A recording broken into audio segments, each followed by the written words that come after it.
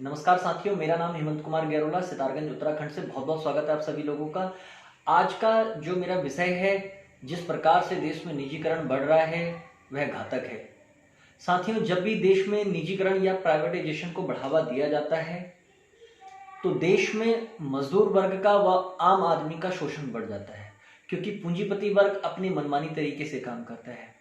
साथियों, 1973 की घटना एक चिली देश की मैं आपको बताता हूँ, जो कि दक्षिण अमेरिका में एडिज पर्वत व प्रशांत महासागर के बीच एक लंबा व संकरा देश है। साथियों, वहां 1971 में एक प्रेसिडेंट चुने गए, जिनको साल्वाडोर अलेंदे के नाम से जाना जाता है। वह एक सोशलिस्ट नेता थे, कम्युनिस्ट पार्टी से बिलोंग करते थे और क्रांतिकारी विचारों के थे। तो उन्होंने वहां की जनता को जागरूक करना शुरू किया, और जब वो प्रेसिडेंट नहीं थे उससे पहले वो जनता को समझाते थे कि आप जो है अमेरिका के कर्ज के तले दबे हुए हैं, आपको जीवन जीने का भी अधिकार नहीं है, आपको मरने से पहले भी अमेरिका से परमिशन लेनी पड़ेगी क्योंकि आपने अमेरिका का इतना कर्ज देना है। और उन्होंने बताया कि हमारे पास तांबे की खदानें हैं, हमारे पास बहुत सारे ऐसे माध्यम हैं जिससे हम अपने आप को कर्ज मुक्त कर सकते हैं, हम एक बेहतर जीवन जी सकते हैं। और इसी प्रकार से उन्होंने मजदूर वर्गों को समझाया कि किस प्रकार से आप लोगों का शोषण होता है।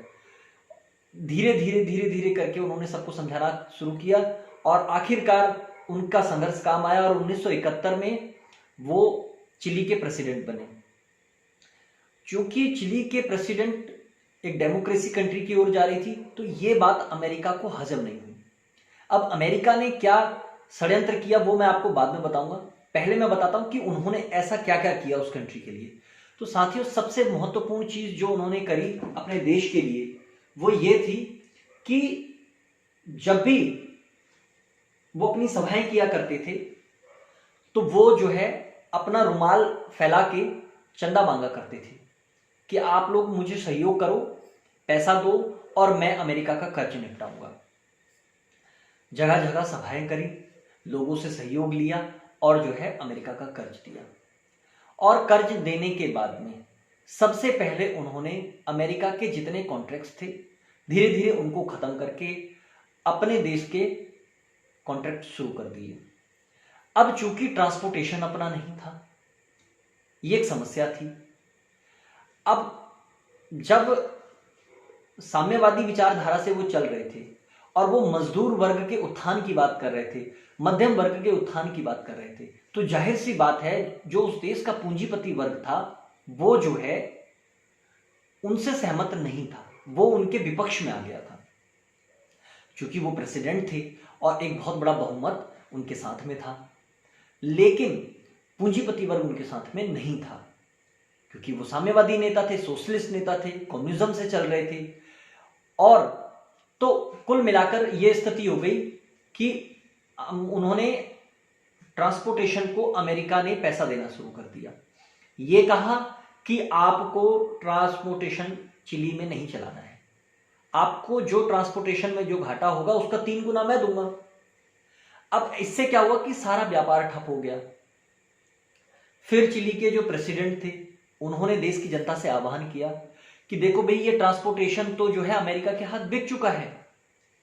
अब आप लोग जो ड्राइवर हैं वो गाड़ियां निकालो, तोड़ के निकालो, आक्रमण करो, गैराजों को खोलो, और आपका ये देश है और आपको ये करना पड़ेगा। ऐसी कई गंभीर समस्याएं जो निजीकरण की वजह से आई।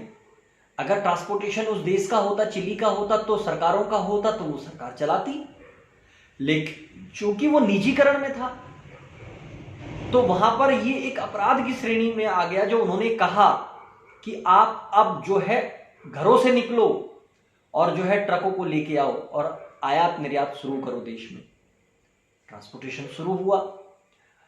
अमेरिका को ये बात हजम नहीं हुई।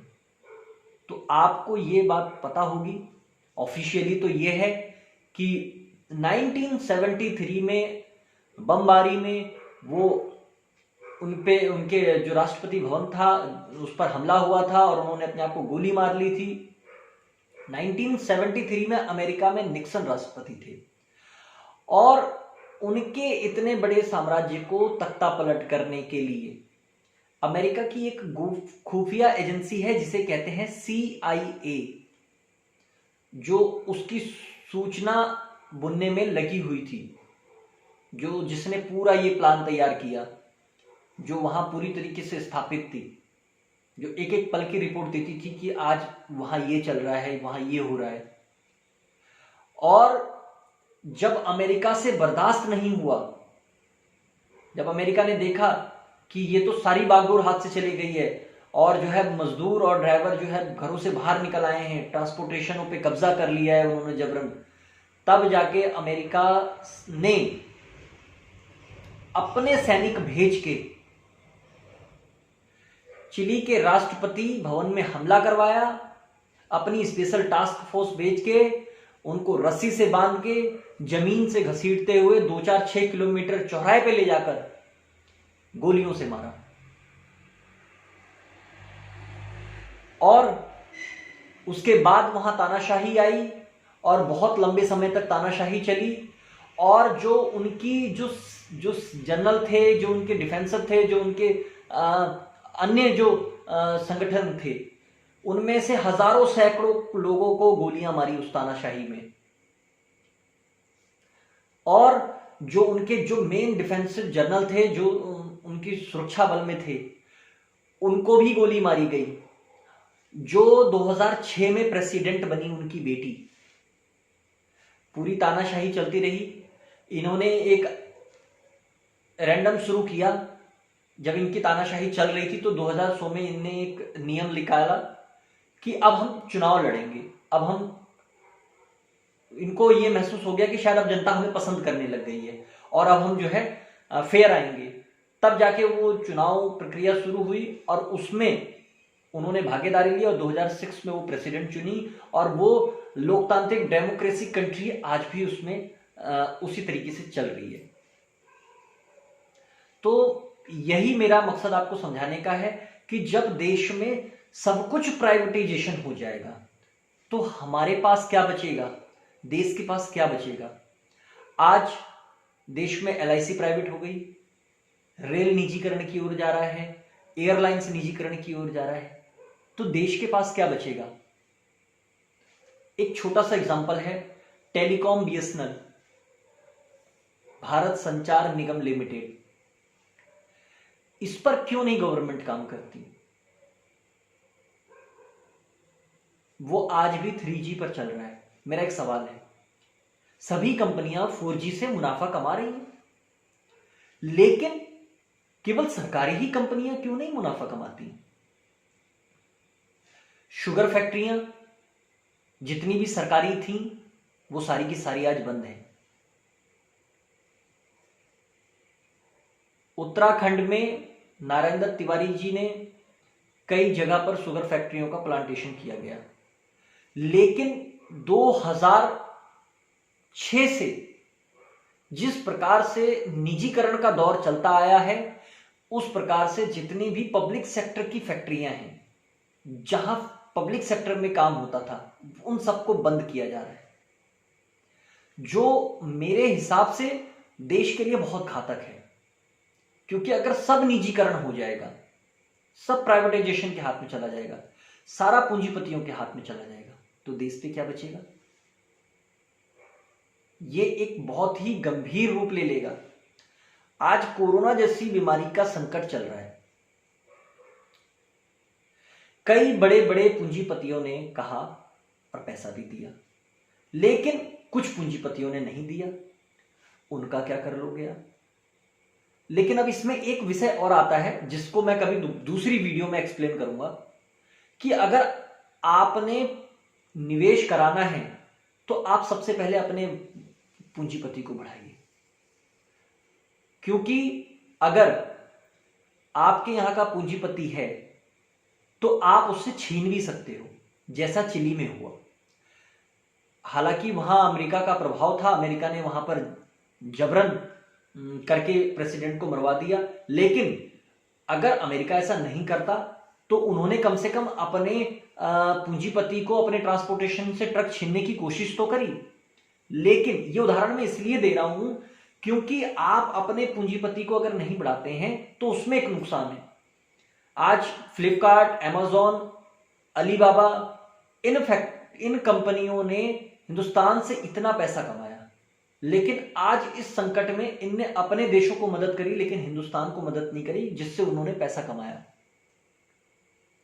अगर हम अपने पूंजीपतियों को मौका देते तो आज हम उनसे कहने के भी हकदार रहते और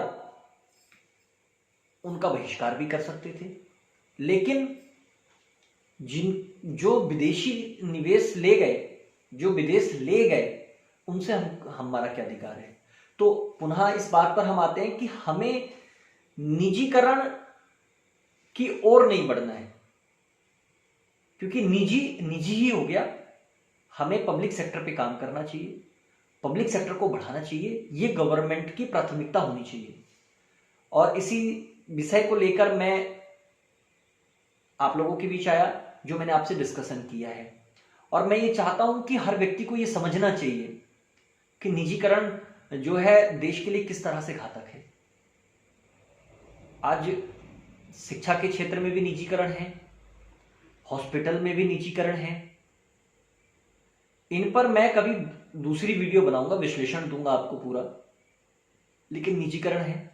अगर आज सरकारी हॉस्पिटल नहीं होते तो क्या आपको पर्याप्त इलाज मिल पाता? नहीं मिलता, क्योंकि प्राइवेट हॉस्पिटलों की क्या स्थिति है वो सबको पता है। तो पुनः मेरी वही बात है कि देश को निजीकरण की ओर जाने से बचाना है। हमें इस बात के लिए गवर्नमेंट से अपील करनी चाहिए कि देश में जो LIC निजीकरण की ओर जा रही है इसे रोकना चाहिए, रेल निजीकरण की ओर नहीं जाना चाहिए, एयरलाइंस निजीकरण की ओर नहीं जाना चाहिए। और इसी के साथ भारत संचार निगम लिमिटेड जो हमारी BSNL है, इस तरह से जितने भी हमारे पास अपॉर्चुनिटीज हैं इनको पब्लिक सेक्टर में बढ़ावा देना चाहिए। गवर्नमेंट को इन सब पर काम करना चाहिए। जब ये मुनाफा कमा सकते हैं तो गवर्नमेंट वो मुनाफा क्यों नहीं कमा सकती है। और इसी तरह की वीडियोस मैं आपके बीच लेके आता रहूंगा। यदि आपको मेरा वीडियो अच्छा लगा हो तो अपने हर एक मित्र तक पहुंचाइए और मेरे चैनल को लाइक करें, शेयर करें, सब्सक्राइब करें। इसी तरह प्रेम पूर्वक मेरी वीडियोस देखने के लिए बहुत बहुत धन्यवाद।